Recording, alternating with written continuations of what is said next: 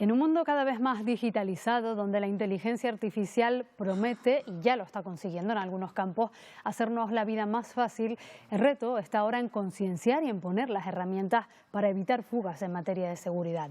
En ese camino, los países más digitalizados del mundo acaban de suscribir un acuerdo aquí en Canarias, en la cumbre de la OCDE, para salvaguardar la privacidad en el acceso a los datos. Pero esto, ¿qué va a suponer? Pues se lo queremos preguntar a nuestra siguiente invitada. Ella es Noemí Brito, abogada especialista en Derecho Digital. Buenos días, señora Brito. Nada, muy buenos días. La verdad que es un placer estar con vosotros. Muchas gracias por acompañarnos. Primero que nada, ¿cuáles son las repercusiones que va a tener este acuerdo que se ha alcanzado? ¿En qué lo vamos a notar los ciudadanos y las ciudadanas? Bueno, pues básicamente este acuerdo tiene una línea pues que de alguna manera continúa con directrices también públicas en torno a facilitar el acceso al mayor volumen de datos en favor de la sociedad y de los ciudadanos, fundamentalmente. Ese es un poco el sentido fundamental. De esa manera también se quieren plantear lo que serían las bases legales necesarias para poder acceder de manera segura y protegiendo sobre todo los derechos de los ciudadanos. ¿En qué lo vamos a notar? En que habrá un mayor volumen de información para poder proyectar mejor políticas públicas, iniciativas, y de eso se trata, de que los datos no se contengan, sino que se puedan reutilizar de manera segura para los derechos de los ciudadanos, pero también revertiendo en la sociedad en nuevas iniciativas basadas en datos, incluyendo la innovación basada en datos. Cuando hablamos de seguridad, puede que las personas que nos estén viendo al otro lado piensen que eso es algo pues, que afecta fundamentalmente a las nuevas generaciones, a quienes están todo el día utilizando el teléfono móvil. Sin embargo, no es así, ¿verdad? Basta con acceder a Internet por alguna de las vías que hay disponibles para que podamos estar, entre comillas, en riesgo o nuestros datos puedan estarlo, ¿no?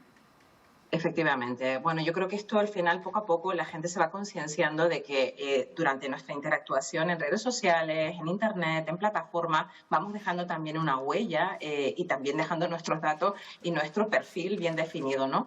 Yo creo que lo importante es ser conscientes de que cuando compartimos información estamos también compartiendo nuestro perfil y que estamos también quizás comprometiendo los derechos de otras personas. Tener un poco esa visión de que al final es importante tener una concienciación sobre lo que estamos compartiendo en redes, qué estamos de alguna manera haciendo con nuestros hijos, con nuestros amigos, es fundamental, ¿no? Porque al final, bueno, este derecho al olvido es algo importante, pero no está reconocido a nivel global, con lo cual somos los primeros que tenemos la responsabilidad de proteger nuestra información y la de la que nos rodean, ¿no? Y esto es muy importante en un mundo donde, bueno, cada vez es más común que haya pues ciberataques, donde, bueno, al final la información está expuesta y, como digo, somos los primeros responsables en poder tomar conciencia. Leernos las políticas de privacidad es algo importante porque tenemos que saber a quién estamos confiando nuestra información y para qué. Y esto yo creo que es la base, la concienciación y sobre todo la formación en términos de privacidad, en términos de seguridad de la información, porque evidentemente hoy más que nunca está expuesta.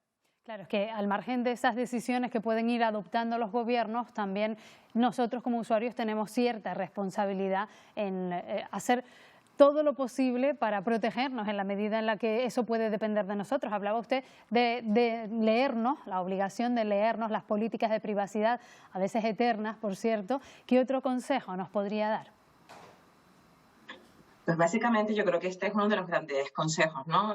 Somos los primeros garantes, como decía, de la responsabilidad. Muchas veces derivamos esa responsabilidad a los titulares de las plataformas, a las empresas, cuando realmente somos nosotros los que tenemos que tomar ese control. Existe, de hecho, una tendencia ahora mismo a nivel regulatorio de dar más poder a los ciudadanos en el control de sus datos. Por ejemplo, recientemente, bueno, ha salido una nueva normativa que va a generarse una especie de wallet donde van a estar incluidos nuestros datos y que está muy vinculado a una iniciativa que es la identidad digital soberana.